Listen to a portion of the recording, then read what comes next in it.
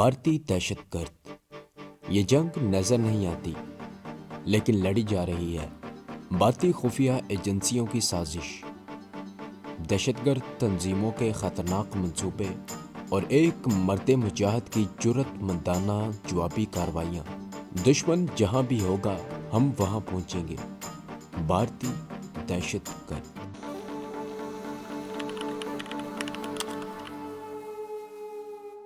उसने कहा, ठीक 6 बजे शाम उस अलमारी को लेने एक ट्रक आएगा। तुम अलमारी में बंद होकर ट्रक पर पहुंच जाओगे। मैं अलमारी के साथ होंगी।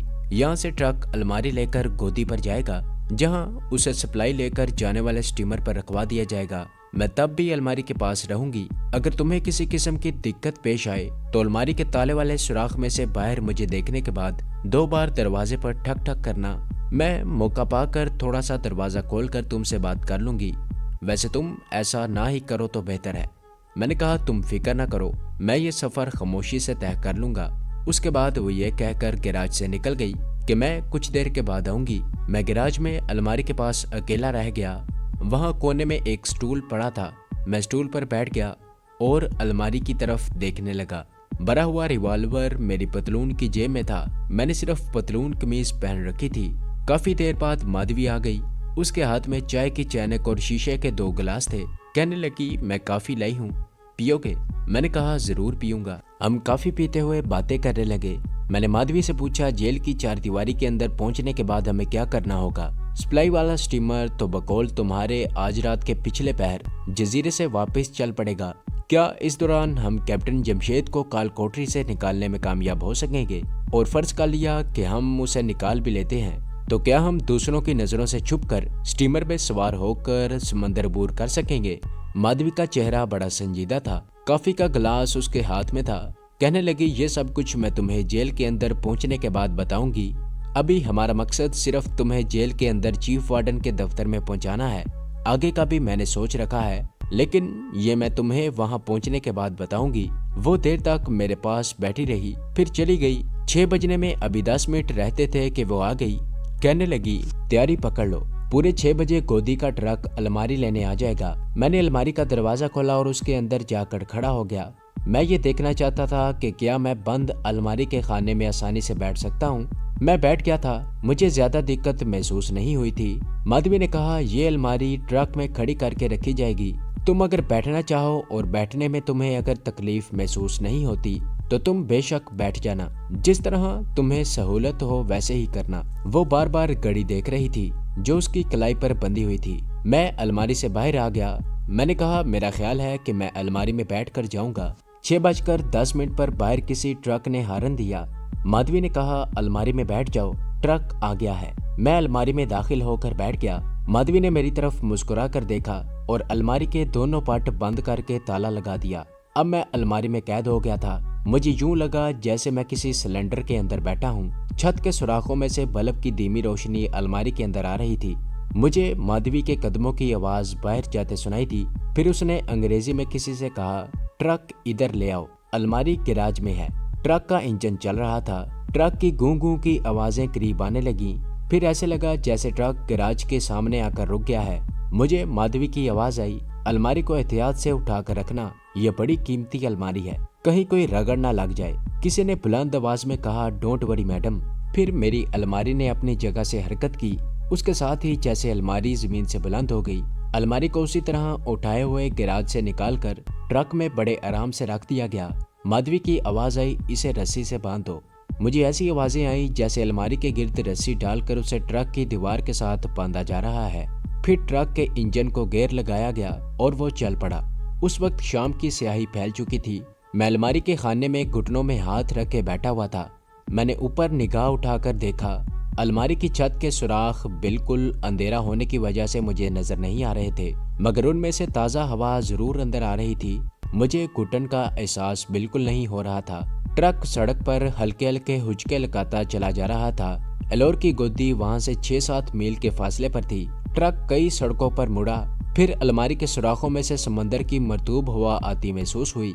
ट्रक एलोर की गोदी पर पहुंचने वाला था। ट्रक की रफ्तार हल्की हो गई और एक तरफ को गुम कर वो चलते चलते एक जगह रुक गया। बाहर से मुख्तलिफ आदमियों की एक दूसरे को आवाज देने की सदाएं आ रही थी।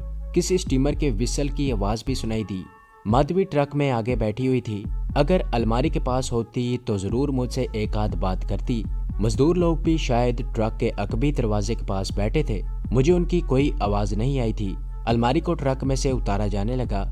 मुझे लगा कि अलमारी को मजदूर लोग उठाकर ले जा रहे हैं। किसी मजदूर ने दूसरे से कहा, साली अलमारी बड़ी भारी है। अब यूं ही अलमारी को नीचे रखा गया तो अलमारी बड़े बेमालूम अंदाज में मुझे ऊपर नीचे होती महसूस हुई। मैं समझ गया कि अलमारी को सप्लाई वाले स्टीमर पर लाकर रख दिया गया है। माधवी किसी के साथ अंग्रेजी में बात कर रही थी। शायद वो स्टीमर का कैप्टन या इंजीनियर होगा।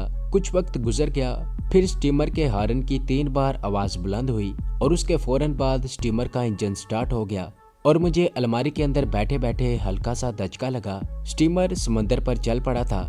ये वो समंदर था जिसको मैं अलमारी में बंद रहकर ही अबूर कर सकता था। ये समंदर मेरे लिए आग का दरिया था। अब मैं समंदर को एक तरह से महफूज हालत में अबूर कर रहा था। स्टीमर के इंजन की गड़गड़ाहट ज्यादा थी और लगता था कि उसकी रफ्तार बहुत हल्की है। अगर आप इससे रिलेटेड मजीद वीडियोस देखना चाहते हैं तो हमारे चैनल को सब्सक्राइब करें और बेल आइकन को दबाकर ऑल नोटिफिकेशन ऑन कर लें ताकि हमारी तमाम आने वाली वीडियोस आप तक बआसानी पहुंच सके। उसकी वजह ये हो सकती थी कि स्टीमर पर सप्लाई का काफी सामान लदा हुआ था। समंदर का 3-4 मील का फासला स्टीमर ने काफी वक्त लगाकर तय किया। मुझे अलमारी में बैठे बैठे सख्त गर्मी लगने लगी थी और जिस्म पसीने में शराबूर हो गया था, मगर मुझे ये गर्मी बर्दाश्त करनी थी। आखिर स्टीमर ने बार बार विसल देना शुरू कर दिया। लगता था कि जेल वाले जजीरे का गार्ड करीब आ गया है। इतने में अलमारी की दीवार पर किसी ने बड़ी आहिस्ता से ठक ठक की। साथ ही माधवी की धीमी आवाज आई, हम पहुंच गए हैं, बस थोड़ी सी और तकलीफ बर्दाश्त कर लो, बोलना बिल्कुल मत। मैं खामोश रहा। स्टीमर गार्ड के साथ जाकर लग गया। फिर इसी तरह मजदूरों ने मेरी अलमारी को उठाकर स्टीमर से निकाला और एक जगह रख दिया। माधवी की आवाज आई। वो अंग्रेजी में बोल रही थी, ऑफिस का ट्रक उस तरफ खड़ा है, अलमारी को उधर ले चलो। वहां से फिर मेरी अलमारी को उठा लिया गया और किसी दूसरे ट्रक में ले जाकर रख दिया गया। गर्मी और हब्स की वजह से मुझे अपना दम घुटता महसूस हो रहा था। मैं उठकर खड़ा हो गया और मुंह ऊपर वाले सुराखों की तरफ करके जोर जोर से सांस लेने लगा। ताज़ा समुद्री हवा मुझे बड़े करीब से आती लगी और तबीयत की घबराहट काफी हद तक जाती रही। अब मैं अलमारी में सीधा खड़े का खड़ा ही रहा। ट्रक जजीरे की सड़क पर जा रहा था। सड़क ऊंची नीची थी। ट्रक को हल्के हल्के धचके लग रहे थे। ट्रक की रफ्तार हल्की थी। कभी ट्रक एक तरफ मुड़ जाता और कभी दूसरी तरफ। फिर वो एक जगह पहुंचकर रुक गया। माधवी की आवाज बुलंद हुई, ओके पटेल भाई, ओके, ऑफिस के वास्ते अलमारी लाया है। उस आदमी की आवाज आई, ठीक है आगे जाओ। ट्रक फिर चल पड़ा, मगर बहुत धीमी रफ्तार के साथ चल रहा था। किसी ने ट्रक की साइड पर हाथ मारा। ट्रक चलता रहा। ट्रक एक तरफ मुड़ा और रुक गया। ट्रक की अगली सीटों की खिड़कियां खुलने और बंद होने की आवाज आई। अलमारी ऑफिस के अंदर ले जाएगा, आहिस्ता आहिस्ता, ओके। कुछ लोगों ने अलमारी को उठाकर ट्रक में से उतारा और उसी तरह उठाते हुए कुछ दूर ले जाने के बाद एक जगह रख दिया। माधवी ने कहा, बस ठीक है, अब तुम लोग जाएगा, ओके। मजदूरों की आपस में तेलुगु जुबान में बातें करने की आवाज आई। फिर ये आवाजें दूर होते होते गायब हो गईं। गहरी खामोशी छा गई। कोई 2 मिनट बाद फर्श पर किसी के कदमों की चाप सुनाई दी। टक टक टक। आवाज मेरी अलमारी के पास आकर रुक गई। तुम ठीक हो ना? माधवी ने मेरा नाम लेकर कहा। मैंने आहिस्ता से कहा, मुझे अंदर से निकालो, बड़ी सख्त गर्मी लग रही है। अलमारी में चाबी घुमाई गई। अलमारी का दरवाजा खुल गया। ताज़ा ठंडी हवा का झोंका मेरे जिस्म से टकराया। मेरे सामने कमरे की धीमी रोशनी में माधवी खड़ी थी। कमरे में एक बड़ी मेज थी। दीवार के साथ कुर्सियां लगी थी। दीवार पर इंडिया का बहुत बड़ा नक्शा लगा था। बड़ी मेज के पीछे दीवार पर गांधी और पंडित नेहरू की तस्वीरें लटक रही थी। मैं जल्दी से बाहर निकलकर करीबी कुर्सी पर बैठकर लंबे लंबे सांस लेने लगा। माधवी ने कहा, तुम ठीक हो ना? मैंने गहरा सांस लेते हुए कहा, अब बिल्कुल ठीक हूँ। क्या हम जजीरे की जेल के अंदर आ गए हैं? माधवी अलमारी बंद कर रही थी। कहने लगी, ऊंची आवाज में बात ना करो। तुम इस वक्त जजीरे की जेल के अंदर चीफ वार्डन के ऑफिस में हो। छत के साथ लगा पंखा चल रहा था। मेरे पसीने में शराबूर बदन को ये हवा बड़ी खुशगवार लग रही थी। मैंने कहा, यहाँ से हमें कहाँ जाना होगा? ये बात मैंने सरगोशी में माधवी से पूछी थी। उसने हाथ से मुझे खामोश रहने का इशारा किया और दरवाजे की तरफ बढ़ी। असल में दरवाजे की तरफ से किसी के भारी बूटों की चाप आ रही थी। दरवाजा बंद था। माधवी ने मुझे मेज की दूसरी तरफ छुप जाने का इशारा किया। मैं जल्दी से बड़ी मेज के पीछे जाकर उसके पीछे बैठ गया। यहाँ से मुझे दरवाजे का निचला आधा हिस्सा नजर आ रहा था। माधवी ने दरवाजा खोल दिया।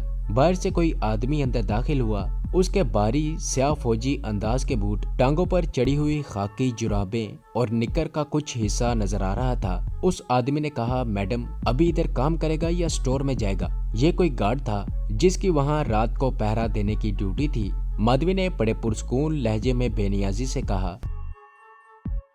तो ये थी हमारी आज की एपिसोड। उम्मीद करता हूँ कि आपको ये कहानी अच्छी लगी होगी। इसे लाइक करें, शेयर करें और कमेंट में अपना इजहार ख्याल ज़रूर पेश करें। और अगर इस चैनल को सब्सक्राइब नहीं किया तो इस चैनल को सब्सक्राइब करें और बेल आइकन को दबाकर ऑल नोटिफिकेशन ऑन कर लें।